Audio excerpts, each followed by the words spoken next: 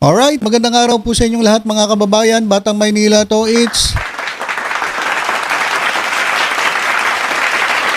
Eto naman po si Robin Padilla. Nako, wala pong kadala-dala. Meron pong ipinost si Robin Padilla sa kanyang social media account. Ito po yung kanyang ipinost. Yan. Mula noon hanggang ngayon ang pagtulong sa mahihirap, Tatak Villar. Ayan po, number 66, Camille Villar for Senator. Ipinost po niya yan sa kanyang social media account. Ayan po, kitang-kita naman natin, Robin Padilla, Robin Hood Ferdinand Carino Padilla. Muslim. Muslim name, Abdul Aziz. Ayan po mga kababayan. So, wala pong kadala-dala. Hindi pa nga po tapos ang issue ng pag-endorso niya kay Amy Marcos. Ito na naman. Endorso niya si Camille Villar. Alam naman natin si Camille Villar ay kandidato po ng alyansa. At ito pong alyansa ay kalaban po ng grupo ng PDP laban na Duterte. Diba? Ito pong Duterte, kandidato po ni Duterte. 10 ang kandidato ni Duterte. 10 ang kandidato ng PDP. Tapos yung sa alyansa naman, dating 12, ngayon ay 11 na lang at kasama dyan si Camille Villar. Pero itong si President ng PDP laban, siya mismo ay nag-i-endorso ng kalaban ng PDP laban. So kaya nagagalit nagagalit itong mga Duterte dahil nga po, hirap na nga po sila pumasok dyan po sa survey. Dyan po sa mga kababayan, sa mga naglalabasang survey, hirap na hirap po sila pumasok sa top 12. Tapos ito naman si Robin Padilla na presidente pa ng PDP, ang ginagawa niya, nag-i-endorso ng ibang kandidato. So paano na yung mga kakampi niya? Hirap na nga sila Tapos mag-i-endorso pa siya ng kalaban. Ito mga kababayan, ito naman ay medyo iwas-iwas ng konti mga kababayan. Medyo iwas pusoy ang kanyang pag-post sa kanyang social media account ng kanyang pag-endorso dito kay Camille Villar. Meron pa siyang style dito tingnan nyo mga kababayan. Ang ginawa niyang post ay ito. Ang una niyang sinulat, vote Duterte. Para hindi naman nakakahiya. Para hindi obvious at hindi magalit itong kanyang mga kakampi dyan po sa PDP. Kasi baka matanggal na naman siya sa group chat. Kasi binugbog po si Robin Padilla dyan sa group chat nila Kaya Robin Padilla left the group Umalis siya dun sa kanilang group chat kasi nga binatiko siya Kasi kung di ka ba naman tangang presidente, etong kandidato mo, pinipilit nila lahat, ginagawa nila lahat ang paraan para umangat. Tapos mag-i-endorso ka ng ibang kandidato. Di parang binaboy mo, di parang binastos mo yung mga kasamahan mo. At eto na naman, panibago. Wala talagang kadala-dala Pero nga, ito nga, umistyle siya mga kababayan. Medyo iwas konti, iwas pusoy mga kababayan. Inuna niya muna yung 10 kandidato ng Duterte. Ayan, sinulat niya yung mga pangalan ng mga kandidato. Sabi niya, Bondoc, De La Rosa, Go, Hinlo, Raul Ambino, Marcoleta, Mata, Kibuloy, Rodriguez, Salvador. Tapos ito matindi mga kababayan. Tingnan ninyo. Highlight ko para mabasa ninyo Ang kasunod nun, kandidato ng ating pangalawang Pangulo, Inday Sara Duterte. So parang sinasabi niya, hindi ko kandidato yan Hindi ko kandidato yan. Kandidato yan ng ating pangalawang Pangulo, Inday Sara Duterte. Sino ba yan? Number 66, Camille Villar. So iwas pusoy. Baka kasi pagalitan Baka pagalitan na naman ng mga kakampi. So sabi niya, hindi ko ini-endorso yan Ini-endorso yan ng ating pangalawang Pangulo, Inday Sara Duterte. Pero ang ginawa niya, ipinost niya sa kanyang social media. so, kahit pa sabihin mo na itong si Sara Duterte ang nag-endorse kay Camille Villar, sa ginagawa mo, ini-endorso mo na rin. Ayan Itong campaign poster ba ito? Diba? Hindi ko nababasahin itong sinasabi ni Camille Villar kasi Si Camille Villar, na lagi ko nakikita yan. Kahit saan ka mag-ikot dito, nakikita mo, sabi, sa pagbabago. Anong klaseng pagbabago yung sinasabi mo? Sa bago naman tayo. Anong bago? Tagal-tagal nyo na sa politika. Sa Las Piñas lang eh. Kayo-kayo lang nandyan sa Las Piñas. Tapos sasabihin mo, bago? Anong bago? Bagong luma, kamo. At, nako, kayo-kayo nga, nag-aaway-aaway dyan sa Las Piñas. So, ibig sabihin, masyado kayong gahaman sa kapangyarihan. Sabi naman, nag-aaway-aaway na kayo magpapamilya dyan sa Las Piñas. Oh. Tapos, saka isa ba, ito. Total, pag-usapan na natin si Camille Villar. Sabi kasi ni OG Diaz, bago ka mangako na mamimigay ka ng mga bahay-bahay, mamimigay ka ng mga tirahan sa mga Pilipino, ayusin mo muna yung tubig. O, ang dami nagreklamo. Kahit saan ka pumunta. Yung mga water district na nabili ng prime water. Ang prime water po, pag-aari po yan ng mga Villar. Simula po nung tinake over ng prime water, itong mga water district sa iba't ibang lugar, nagka-leche-leche na po ang water supply sa iba't ibang mga lugar dito sa basta, hindi ko nababanggitin. Alam niyo naman kung kayo sakop ng prime water. Nagka-leche-leche mga kababayan. So, sasabihin mo, mamimigay ka ng bahay? Ayusin mo muna yung tubig. Tubig, mas kailangan. Kasi may mga bahay na sila eh. Ang problema, walang tubig. Anak ng toko itong mga puro kayo pangako, pero simula talaga mga kababayan, sa totoo lang, simula nung tinake over ng prime water, yun iba't ibang mga water district sa iba't ibang lugar. Sa Cavite, marami. Nagka-leche-leche po ang pamamahagi nila ng tubig. Kaya, mag-isip-isip po kayo, mga kababayan. Mag-isip-isip po kayo. Ito pong mga ito ay puro lang pangako. Dapat serbisyo sa bayan ang inuuna ninyo. Tapos, eto, Robin Padilla. Kunwari ka pa, hindi mo ini-endorso. Ginagamit mo pa si Sara Duterte na siya nag-i-endorso. Etong ini-endorso ninyo, pahirap.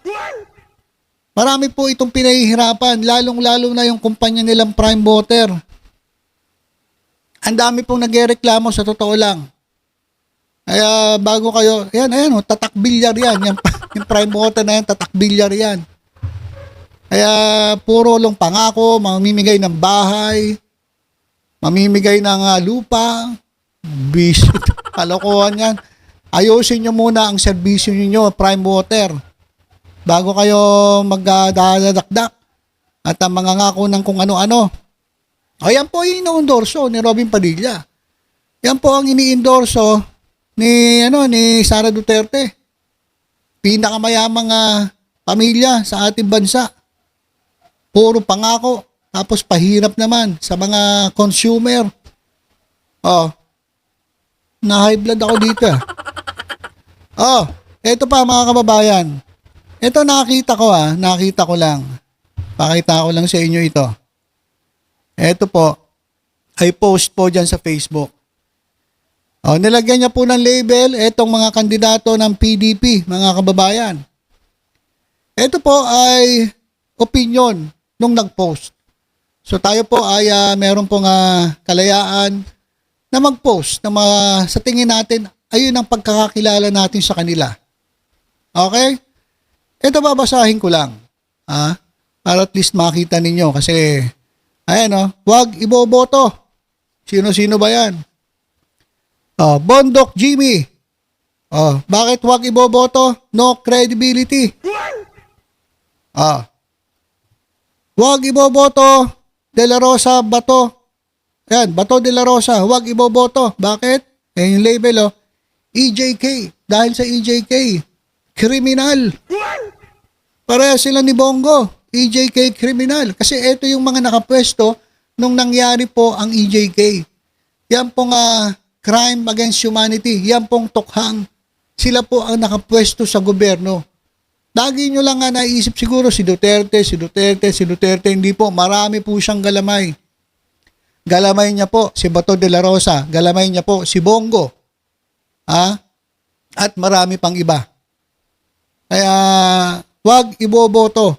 Dahil mga party sila ng EJK.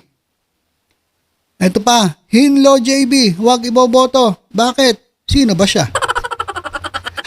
Hindi na mahirap. Sabi nila, vote straight, PDP laban. Bakit mo iboboto yung hindi mo namang kilala? Ano ka, tanga? Sinong tanga ang boboto ng hindi niya kilala? Kapag nagboto ka ng hindi mo kilala dahil sinabi lang sa'yo na i-vote straight mo, ibobo ka. Tanga ka. Hindi mo kilala, iboboto mo? Ano ka, uto-uto? Oh, Hinlo JB, wag iboboto. Bakit? Sino ba siya? Ito pa. Ay, binabasa ko lang ito mga kababayan na ito po ay base sa opinion ng ating kababayan. Hindi po ako gumawa nito for your information. Binabasa ko lang, sinishare ko lang sa inyo. Sino ba to? Raul Lambino. Wag iboboto. Bakit? Rapist.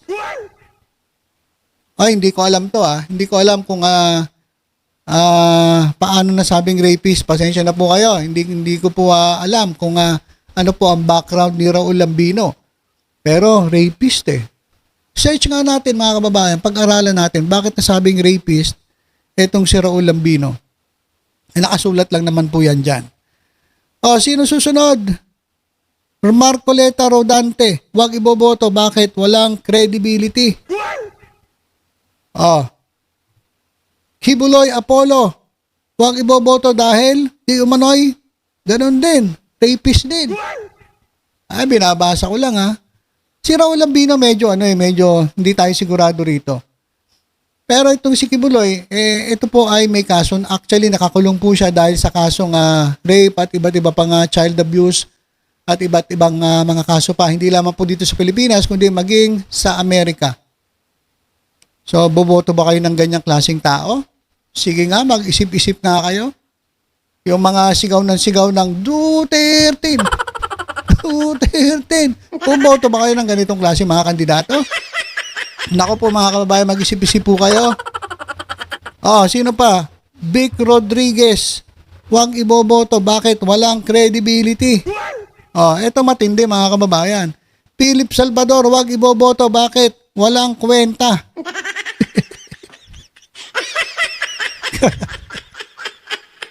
Grabe naman ito. Okay na iba pagdating dito kay Philip Salvador, huwag iboboto. Bakit? Walang kwenta.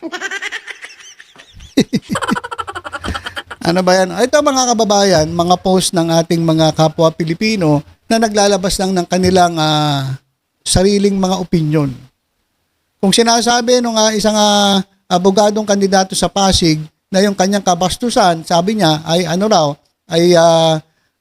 lalabas lang ng kalayaan sa pagpapahayag, sira ulo yun. Bastos yun Ito naman ay ayon sa kanyang pangunawa, ayon sa kanyang sariling opinion. Kaya bahala na po kayo kung maniniwala kayo dito sa nakasulat dito. Hindi ko po kayo pinipilit, pero pag-aralan nyo, mga kababayan, yung nakasulat po dito. At para sa akin po kasi, ako po yung nag-agree dito po sa post ng ating kababayan. Meron sa inyo siguro hindi mag-agree, iba-iba po kasi tayong mga opinion. Basta ang lagi lang sinasabi natin, mag-iingat po kayo sa inyong mga iboboto. Mag-isip-isip po tayo. Magsaliksik po tayo kung sino po ang ilalagay natin sa pwesto. Dapat po hindi magdanakaw, dapat po hindi mamamatay tao, dapat po ay yung talagang naglilingkod at nagsiservisyo sa kapwa natin mga Pilipino. Mas inuuna po ang kapakanan ng taong bayan. Ang interes ng nakararami, hindi yung sariling interes lamang. Yan pong mga kandidato na puro sariling interes, puro partido ang iniisip, puro kakampi, puro sarili. Yan po ang ilagay natin sa kangkungan. Ang iboto po natin ay yung mga kandidato na talaga pong ang puso ay para sa paglilingkod at hindi po para sa pagpapayaman at pagwawaldas ng pera ng taong bayan. Okay, so yun lang po muna mga kababayan. Basta tutok-tutok lang po dito sa Batang Maynila to at sa iba pang updates. Ingat po tayong lahat. God bless po.